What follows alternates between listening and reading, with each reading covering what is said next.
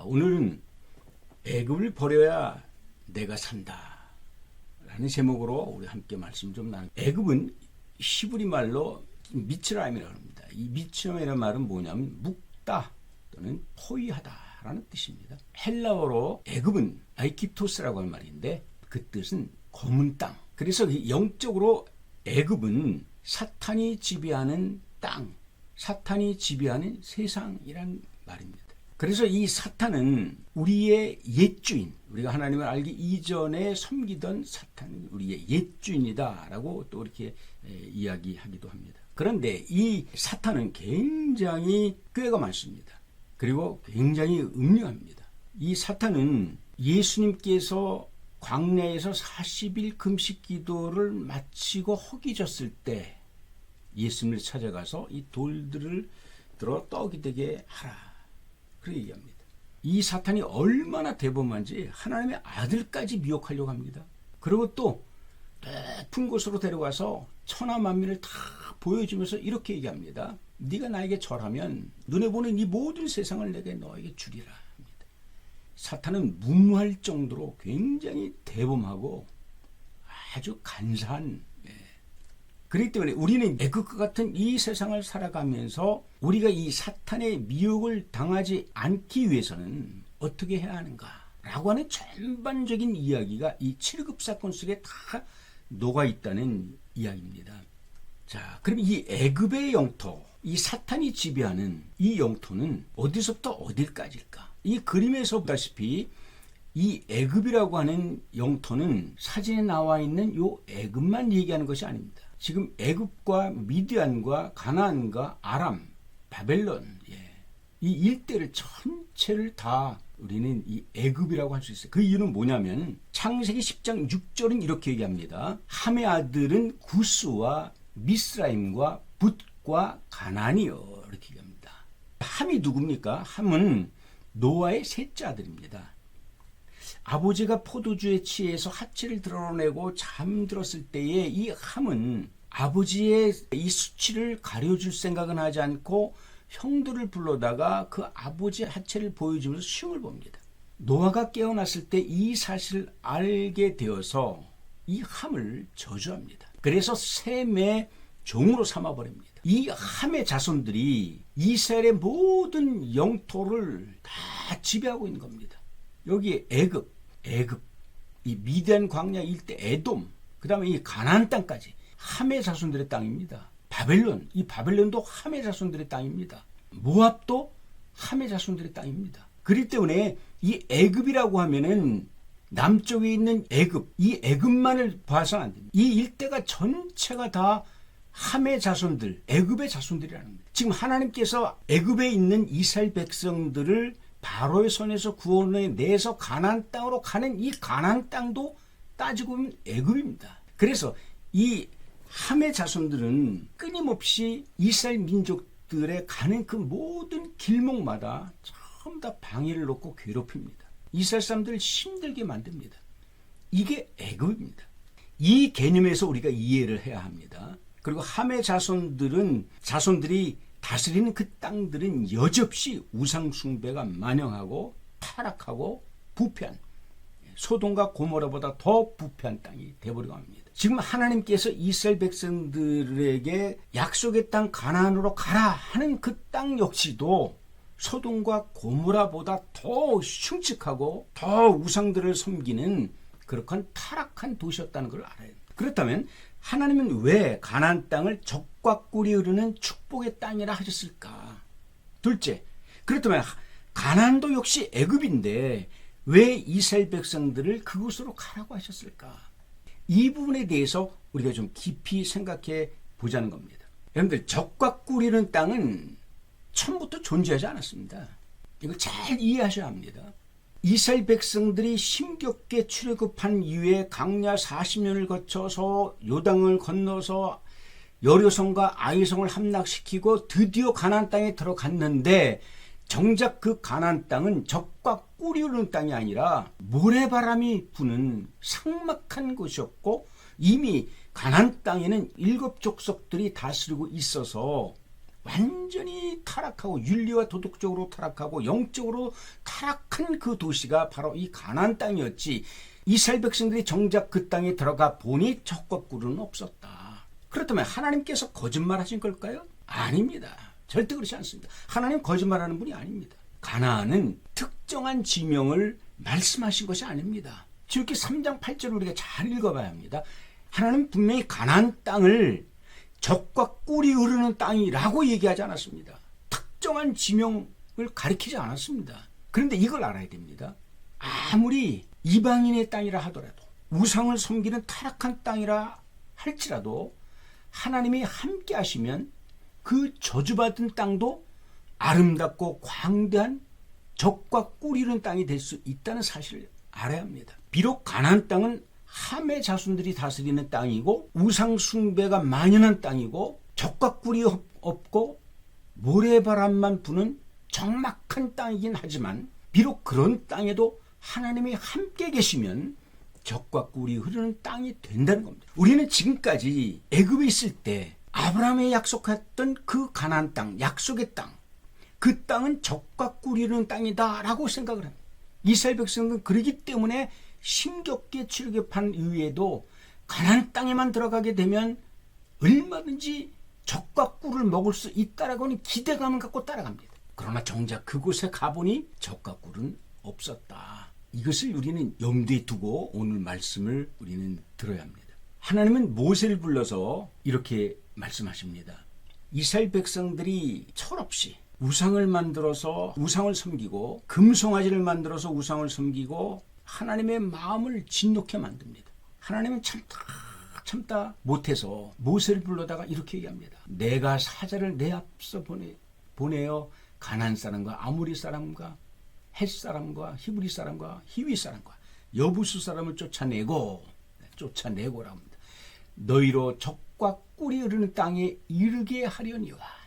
자, 분명히 보세요. 가나안 땅은 적과 꿀이 흐르는 땅이 아니었습니다. 그런데 그 땅에 있는 함의 자손인 아모리 사람, 헷 사람, 가나안 사람, 브리스 사람, 히위 사람, 여부수 사람들을 다 쫓아낸 이후에 적과 꿀이는 땅이 되게 한다라고 말씀해 주고 있는 것이지, 처음부터 가나안 땅을 적과 꿀이는 땅으로 만들어 놓고 이스라엘 백성을 애굽에서 탈출하여 그들을 가나안 땅으로 이끄신 것이 아니라는 사실입니다. 그러면서 아브라함과 약속한 것을 지켜야 하기 때문에 이스라엘 백성들이 우상을 섬기고 하나님을 근심시키고 하나님 앞에 배역한 일을 했다 하더라도 아브라함과 맺은 그 약속을 지키기 위해서 하나님이 이렇게 얘기하는 겁니다.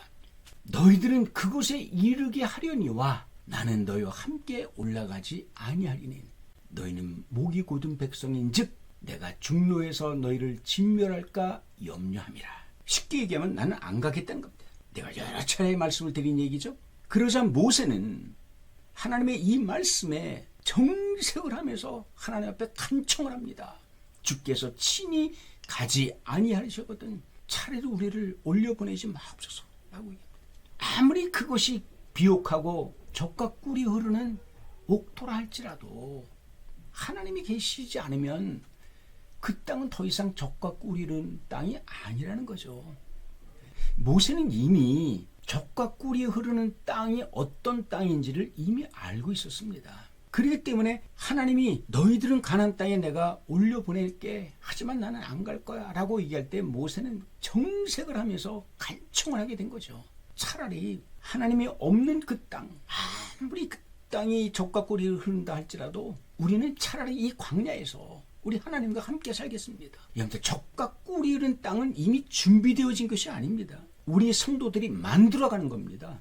그렇기 때문에 우리가 다 쓰러져가는 초가집에서 살지라도 그곳에 하나님이 계시면 그것은 예루살렘 성보다 더 견고하고 안정되고 평화로운 곳이 된다는 얘기죠. 이것은 우리의 신앙의 중심이 문제입니다. 내가 지금 어디에 있느냐가 중요한 겁니다.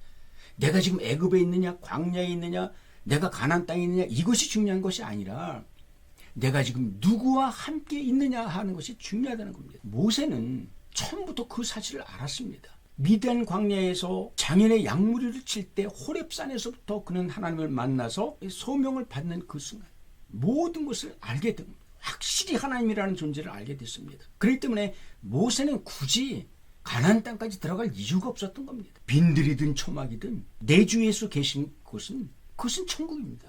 그래서 천국은 여기 있다 저기 있다 하지 말아라. 천국은 너희 안에 있는 것이다.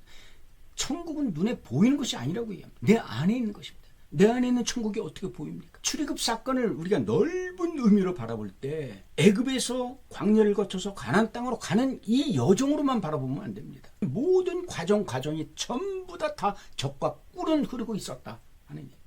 그렇기 때문에 아까도 말씀드린 대로 출애굽 사건을 어떤 시간적으로, 시기적으로, 장소적으로, 거리적으로 이렇게 봐서는 안 된다는 겁니다. 이미 가나안은 이루어진 것이다. 그럼 출애굽 사건은 뭡니까? 가나안 땅이, 적과 꿀은 가나안 땅이 무엇인지를 일깨워주기 위한 것입니다. 누가 먼저 깨닫느냐가 중요한 것이죠. 그렇다면 왜 하나님은 가나안 땅으로 가라 하셨을까요? 우리가 이 가라는 말을 물리적으로 해석하면 안 됩니다. 하나님께서 아브라함에게 하신 말씀을 우리는 이렇게 기억해야 합니다. 창세기 10장 1절에 이렇게 얘기하고 있습니다. 너는 너의 본토 친척 아비집을 떠나 내가 내게 지시할 땅으로 가라. 자, 여기서도 어떤 땅이라고 지명해 놓고 있지 않습니다. 무조건 가라고 얘기합니다. 내가 지금 어디로 가는지도 모르는데 어떻게 갑니까? 하나님은 물리적인 거리를 얘기한 것이 아닙니다. 어떤 특정한 장소를 얘기하고 있지 않습니다. 아브라함은 가라 했을 때 이미 그 장소가 어딘지를 알고 떠난 겁니다. 묻지도 않습니다. 따지도 않습니다. 그게 믿음입니다. 가라는 그 말 속에는 내비게이션을 주고 지도를 주고 약도를 주면서 가라 하는 어떤 특정한 장소의 목적지를 설명해 주고 있는 것이 아닙니다. 아브라함은 지시할 그 땅을 향해서 무작정 갑니다. 동으로 가야 하는지 서로 가야 하는지 북으로 가야 하는지 남으로 가는지 모릅니다. 그러나 지시할 땅을 바라보고 무작정 떠나가고 있는 겁니다. 출애굽 사건은 바로 이런 겁니다. 하나님이 말씀하신 그 땅, 지시할 그 땅은 뭐 어디입니까 도대체? 출애굽기 34장 27절은 이렇게 얘기합니다. 하나님이 그들을 이끌어 나가는 그 목적지는 가나안 땅이 아니라 바로 시내산입니다. 하나님과 언약을 맺을 그 시내산, 율법이 선포되어질 그 땅을 얘기하고 있습니다. 그래서 모세와 아론이 바로 앞에 나갈 때 하나님이 이렇게 지시합니다. 내 백성을 보내라. 저들이 광야에서 나를 섬길 것이다. 저들이 가나안 땅에서 나를 섬길 것이다 라고 얘기하지 않았습니다. 광야에서 나를 섬길 것이다 라고 얘기합니다. 그러면 시내산은 어디 있습니까? 가나안 땅에 있습니까? 광야에 있습니까? 미디안 광야에 있습니다. 하나님이 그들을 끌고 간 목적은 적과 꿀이 흐르는 가나안 땅이 아니라, 물리적인 가나안 땅이 아니라 바로 하나님과 언약을 맺을 그 땅이 바로 적과 꿀이 흐르는 땅이라는 겁니다.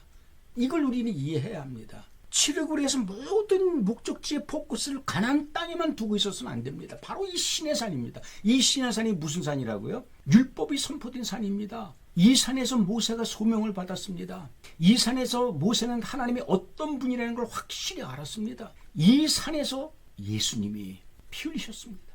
이 산에서 율법이 선포되고 이 산에서 사랑의 법이 선포됨으로 율법이 완성된 겁니다. 출애굽은 가나안 땅을 향해서 가는 것이 아니라 적과 꿀이 흐르는 하나님의 말씀의 언약을 지키기 위해서, 맺기 위해서 가는 그 땅이 바로 적과 꿀이 흐르는 땅이라는 겁니다. 여기서 얘기하는 것은 뭐냐? 적과 꿀이 흐른다는 것은 바로 모실 메시아 예수 그리스도의 보혈의 피를 얘기하고 있다는 겁니다. 그렇기 때문에 모세가 바라보는 가나안 땅은 하나님의 가슴이었습니다. 반면에 이스라엘 백성들이 바라본 가나안 땅은 요단강 건너편에 있는 가나안 땅입니다. 모세와 백성들이 이렇게 다뤘던 겁니다. 우리의 신앙인들은 어떤 축복을 바라보고 합니다. 무엇을 주실 것이다, 무엇을 이루어 주실 것이다, 무엇을 성취하게 하실 것이다 라고 하는 어떤 목적을 가지고 갑니다. 눈에 보여져야만 안심을 하게 되고, 그것이 내 손 안에 들어왔을 때 우리는 축복이라고 얘기합니다. 때문에 요단강 건너편에 있는 가나안 땅을 바라보고 주구장창 우리는 믿음으로 나아간다고 얘기합니다. 그러나 아닙니다. 모세는 굳이 가나안 땅까지 들어갈 이유가 없었습니다. 피로도 느끼지 못했습니다. 왜냐하면 모세에게 광야는 적과 꿀이는 가나안 땅이었기 때문입니다. 그래도 우리는 왜 애굽을 버려야 하는가? 애굽을 버린다는 말은 무슨 의미일까? 내 생각과 판단의 기준을 하나님의 말씀에 둔다는 겁니다. 애굽에 살고 있을 때에 자기 마음대로 했습니다. 먹고 싶으면 먹고, 입고 싶으면 입고, 눕고 싶으면 눕고, 자기 마음대로 살았어요. 자기 의지를 마음껏 발휘하면서 살아왔습니다. 자기 생각대로 판단했어요. 모세도 그랬습니다. 나이 40이 되니 내 동족을, 형제를 돌아볼 마음이 생겨서 궁 밖으로 나갔다가 살인자가 되고 말았습니다. 하나님의 말씀을 사유하지 않았습니다. 자기 뜻대로 판단합니다. 스스로 착각을 합니다. 나는 하나님의 말씀을 많이 안다. 나는 하나님과 충분한 교제가 있다. 그러나 하나님의 말씀을 사유하지 못하고 자기의 생각과 자기의 판단 기준으로 삼았기 때문에 실패할 수밖에 없었던 겁니다. 그래서 굳이 애굽을 떠날 수밖에 없었던 겁니다. 하나님은 이스라엘 백성을 애굽에서 끌어낼 수밖에 없는 겁니다. 자기의 에고, 자기의 생각, 자기의 판단, 자기의 모든 기준, 여기서 떠나야 하는 겁니다. 출애굽은 바로 이거를 얘기하는 겁니다. 나라는 육신적인 사람에서 탈피해가는 겁니다. 이스라엘 백성들은 출애굽 이후에 출발은 참 좋았습니다. 이보다 완벽한 게 어디 있습니까? 하나님의 구름 기둥이 성막 위에 떠오를 때는 이스라엘 자손들은 진영하기 시작합니다. 가나안을 향해서 진군합니다. 그리고 그 구름이 탁 머무른 그 장소에 이스라엘 사람들은 모든 짐을 다 내려놓고 진을 칩니다. 성막을 중심으로 동서남북에 원을 그리듯 탁 자기들의 거처를 만듭니다. 성막 중심. 그렇기 때문에 이스라엘 자손들은 여호와의 명을 쫓아서 진행했고 여호와의 명에 쫓아서 스톱하며 또 진을 쳤다는 것. 이것이 출애굽시키려고 하는 하나님의 목적과 이유입니다. 나를 출애굽시키려고 하는 이유는 뭐냐면 내 생각과 나의 판단의 기준에서 이제 하나님의 말씀으로 나의 모든 삶의 기준으로 삼는 겁니다. 말씀이 가라면 가고 말씀이 서라면 서는 그런 사람으로 만들기 위해서 하나님은 출애굽시킨 것이다. 그리고 해서 애굽을 버려야 하는 것이다.